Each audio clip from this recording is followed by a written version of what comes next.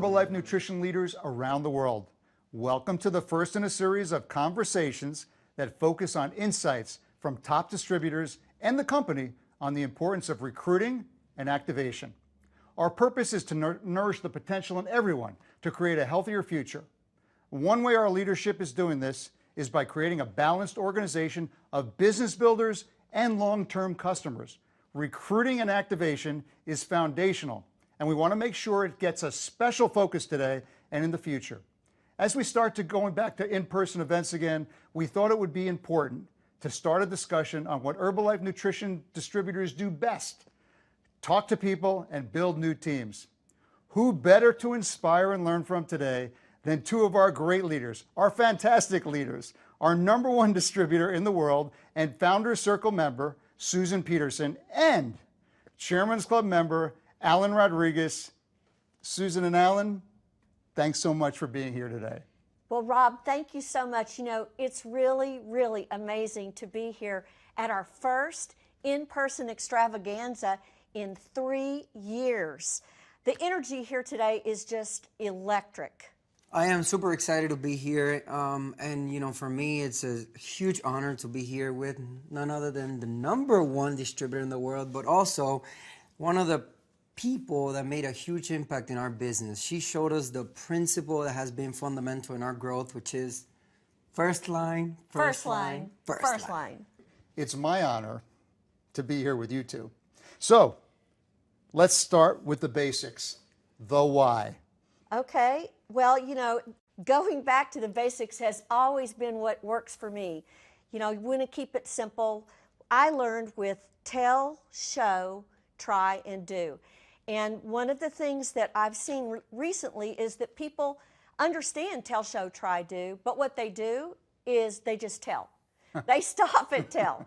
And, you know, if you want to build an organization, if you want to build a royalty check and build a strong, solid business, you've got to be doing whatever yourself, okay? So you're going to tell what you're doing. You're going to show others how you do it. You're going to help them while they're trying it and keep helping them until they can do it. And that has been a basic that has just worked again and again. And one thing that I found is, you know, just like we were joking around earlier about first line. The reason I say that all the time and have said it is because that's the one thing that you can actually do. I can't make you get going with your business. I can't make anybody, but what I can do is what I need to do. And if everybody focuses on that, then what happens is others see that and then it becomes infectious. And that's really how this works. And, you know, I don't know, it just seems like a lot of people sort of stopped doing what was working and maybe they got in management mode. I don't know. I mean, I've been there before, so it's easy for me to say maybe they got in management mode. You just have to sit down and decide, you know, are you going to run your day or is the day going to run you? And that was a great principle that I learned early on. I couldn't agree more with you, Susan. I think that the fundamentals are key in this business. It has been what got us here so far. You know, using the product because they work and talking to people is always going to push us forward. Now, one of the things that I see that in the last 2 years, you know, we've gone through so much, the pandemic, and I feel that we all, as leadership, we all got a little bit comfortable, right? We weren't doing the actions that maybe we were doing in the past to get us to the point that we are today. And the reality is that it is impossible to build a business without recruiting. So I feel it's time. It's time to get uncomfortable. It's time to go back out there in the marketplace and work like brand new distributors. Like, we have to recruit to build a business. Yes, we have to retain, but it's important that we understand that sometimes we lose distributors. And it's okay. It's not our fault. It's not because of us that they leave. And whatever is gone is gone. The question is, what are we going to do about it? So it's taking more products, having a better energy, having a better attitude, creating the events, doing everything that we need to do to push our business forward. And of course, never forgetting first line. That's great. That's great advice for everybody. And by the way, it's a basic tenet of leadership that people will do what you do, not what you say they should do. Absolutely. Right? And that's exactly what you guys are talking about. So great advice. Obviously, we're coming out of it. You just mentioned we're coming out of the pandemic. And it seems to me, based on all the sort of situation out there with the economy and people needing better health and getting it out, it just seems to me that now is an interesting time, but people maybe, as you said, are sitting back a little. What should they do? The last 2 years have been, very interesting, not to say the least. And I think that it has mostly been people's minds that have been challenged. A lot of people are trying to understand what is wrong with them. And the reality is that there's nothing wrong with us. There's a lot of things happening out there in the marketplace. There's inflation. There's things that we need to combat. But I feel that the energy needs to be channeled in one direction, which is building our business, right? There are plenty of people out there to talk to, and we have to focus on looking for those key players that are going to build our business. And like I mentioned before, there's some people that are gone and are gone. Hopefully, we can save them. Hopefully, we can bring them back to Herbalife because we know we have the solution to a lot of the issues that are happening out there in the world. But if they're not willing to, then what is our duty? What is our responsibility? It's going out there and creating new business. That's the only thing that we can control in our businesses. Like a lot of people, they start out and they treat their business like a hobby. And if you treat it like a hobby, then your rewards are like a hobby. You have to treat it like a business. This is a real business. And, what we do, we actually change people's lives. And, this is what we do for a living. This is not what we do for a hobby. And, many times people, they want to recruit, but they're scared. I mean, I remember when I first was getting going, I was just terrified that somebody would say no. Well, guess what? They said no. And then somebody else said no. But you know what? I learned that if you get enough no's, you're going to get a yes. And so I would start to count the no's. Okay, I've gotten 9 no's. So I know my yes is around the corner. And you know what? I got great people by just waiting for that yes, and I got to where learning that no didn't necessarily mean no. Sometimes no meant right now. Sometimes no meant maybe later. So it was okay. When I got a no, I never closed the door on that person. I always said, listen, if things change and you're interested, here's my number, or I'm doing this, give me a call. I'd love to help you. I'd love to teach you. And so I think, we need to kind of get back to teaching people in the field that this is reality. This is how it is, and it's not a bad thing. This is just normal. But who said it best was Mark Hughes. He said, those that do the work get the pay. And if you don't do the work, if you let your teams, or you're expecting your teams to do the work, they'll be paid, but it won't be paid to you. And you just have to recognize that. By the way, I've heard hundreds of your trainings, and one of the principles that I always was impressed with was, to employ yourself, and that's what you're talking about. I looked at my next question here, okay, and it has to do with obstacles, and of course, it brings me back to the Mark Hughes-ism, right? Because nothing was a problem, and nothing's a problem, okay? So how do you guys deal with obstacles? One of the main things is, as a leader, adaptability is key, and we have to evolve, right? We have to evolve. We have to understand the marketplace today. We've been through a pandemic, and the pandemic changed the world.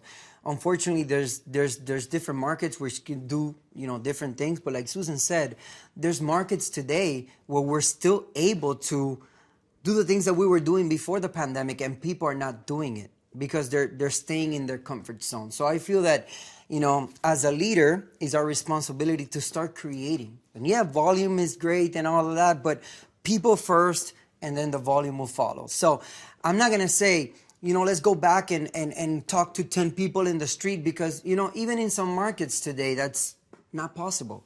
But the point is, do the best you can with what you have today, and that will start to slowly push our businesses forward. Fantastic. And Susan, obstacles, how do you deal with them? Well, I think that, you've got to start with recreating your testimonial. It's something that's really essential, and learning to tell your story in an impactful way, that's probably one of the most important keys. But I've got to tell you, when you talk about obstacles, You know, I think about like when I got started in this business, it was a recession. And, you know, I hear all kinds of things. Oh, I don't know if I can do this. I don't know if I can do that because of this obstacle or this problem or this challenge. You know, it's like this, Rob. Everything in life is like a coin. There's two sides to the coin. One side is the challenge and the other side is the answer. I just think that this is the greatest opportunity ever. Yeah, and listen, in Herbalife, what I've noticed in my many years here is that during, like, when we have our strategy meetings and our Chairman's Club meetings, we talked about this all the time. We're problem solvers, right? Yes. So we're just problem solvers, and that's how we approach everything. That's what we learned from Mark Hughes, whether you knew him personally or you know, like us, or whether you learned his philosophies. So you mentioned something that's really important, Susan, which is we have this Founder Circle and Chairman's Club committee right now on recruiting and activation. Yes. Okay, and so you guys you've been helping us sort of identify those things that can help our viewers. Okay, and so the first priority is to update and distribute guidelines on income and lifestyle claims. Tell us about that. Our main focus is newer distributors coming in, understanding that they need to have the confidence. And I know that there's a little confusion out in the marketplace about the things that we could do or we can't do. And our job here is to make sure that we instill the confidence. And even from the leadership standpoint, we need to start giving our new distributors all of the tools that they need in order to start growing their business. And that's why even going back to our in-person events is important, because look, I wouldn't have been where I am today if we didn't have the in-person events coming into this community. I was clueless. I wasn't in nutrition business. I wasn't in sales. I used to run a store. That's about it.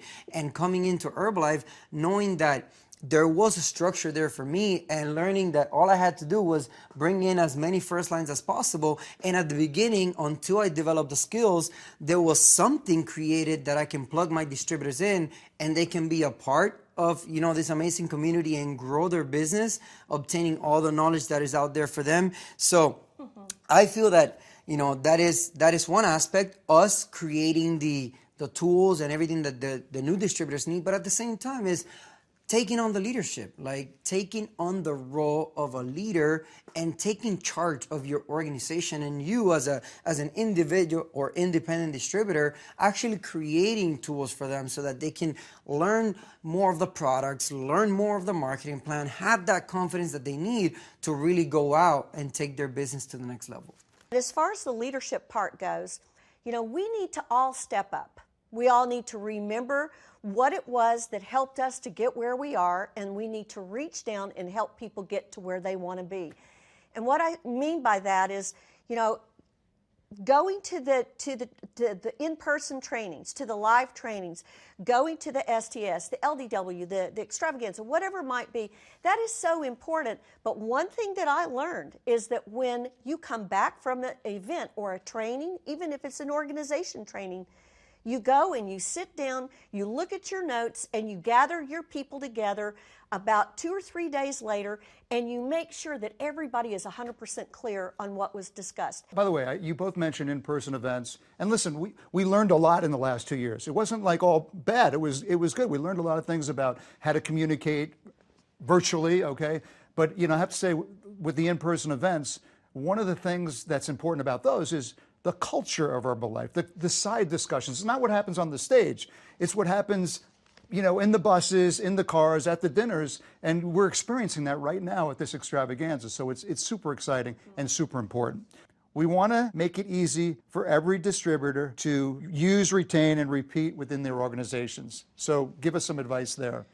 So I see that, you know, that's definitely something that is happening right now, and you know, I think it's a big problem. I think that people are sitting down and they're relying on their president's team member or their uplines to actually do the things for them. And the reality is, like Susan said, once you sponsor somebody in Herbalife, a distributor in Herbalife, you are responsible for that person. You're responsible for creating the space where they can come in and they can grow. I love including all of our top producers, all of our top recruiters in all of this, because these are the people doing the deal right now, and we need to learn from all, I mean, we all need to learn from all of them, right? Because business evolves, there's always new things coming out, and we need to be in the forefront. We should all be in the forefront, right? So, for example, Fabi and I, the minute we started coming out of this, out of the pandemic, we're like, okay, the leadership is asking for in-person events, but nobody's taking the step to do it. Okay, we're going to take the step to do it. And then, of course, people followed. And do I have to do it? Well, I don't know. The point is, I know I want my business to grow, and if I want my business to grow, I have to be doing what I need to be doing. Same thing, we're starting new distributor workshops, working like if we were a supervisor, like new distributor. We know that we need new distributors in order for our business to grow. And not to say that we weren't doing it, because we were, but now we're doing it even more intentional, right? Because we know today, 42 years are in the past. But we can determine what the next 42 years can look like in this company today. And that is where we need to make our decision and really take our business serious. Don't rely on somebody else to build our business. Like Susan said, we have to take ownership of it.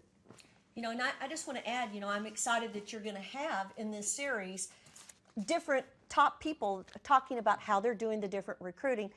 I would really invite everybody that's watching this right now to make sure that what you do is you pay attention to each person, each method. You write it down, you learn it, you practice it, you become good at it, because I learned a long time ago that the more tools I had in my tool belt, okay, the more skills or skill sets I had, didn't matter what kind of person I was talking with or helping, there was always something that I had that I could show them that could work for them. Maybe they needed a combination of things. Maybe they only needed one. Maybe they needed all of them. I don't know. It didn't matter. But if I didn't have that, if I didn't know how to do it, then it really would have been a problem. And so, it's okay when you get started with learning a new technique from somebody. It's okay to not be great at it, but it's not okay to not try it. It's just because in this business, you can't talk to somebody about doing something that you don't know anything about. It's, I guess you could, but you're not really going to be successful. It's much better to try and fail and try again and fail again and try again and try again until you get it going. Because if you do it enough, it is going to actually work for you. Obviously, you don't do the same thing that you did wrong again and again. Okay, that's crazy. But you find out what you needed to tweak and you do it. And then what you need to tweak and you do it. It's just a series of continuing to work on it and get better and better, and it's going to work. You two are some of the top checks in the entire company. And, I've known you for 28 years, okay? I've just known you for 28 years, okay? And I've known you for 10, okay? And one of the things I really respect about you is you always listen. And this was a Mark Hughesism. He always liked to hear new ideas, new thoughts, because you never know where you're going to learn something, okay? So that's why it's so important to hear from these people. And it's just... your organization's going to be hearing about this stuff too anyway. So you need to know, as leaders of your organization, you need to know about that. So just to recap, get back to basics, stay flexible, plan to evolve your business strategy, and look for opportunity everywhere. On our side, we're hard at work developing easy to find and use tools so distributors know exactly how to present the business opportunity. Just to summarize the company's commitment, we're updating and simplifying guidelines for you to confidently share your story and launching new guide on how to share earnings. We're collecting best practices, as we talked about, from the top recruiters around the world to share with you. We're working on new business opportunity video and videos and materials with the regions around the world. We're making sure that at every event, and you guys have been encouraging this, recruiting and activation is a training topic, and we want to make sure you're doing the same at all your local events. Each region will have tools created based on their leadership and the company that fits their specific needs. Once again, what an honor for me personally, as always, but thank you so much for taking the time and sharing your insights with the folks watching the video today. Thank you, Rob, and thank you, Susan, for all your wisdom throughout this year's. Appreciate that. And listen, I just want to say, Alan, thanks for being up here with me today. I love having you be here, and of course having you, Rob. But honestly, I think I could speak for most distributors. We're very, very happy and very grateful about the partnership that we have with the company, the fact that the company does things to help us build our business. And, you know, we really appreciate that, and honestly, we're just very blessed. Thank you so much, and thanks for having us here today. And we're just getting started. Just getting started. Just getting started.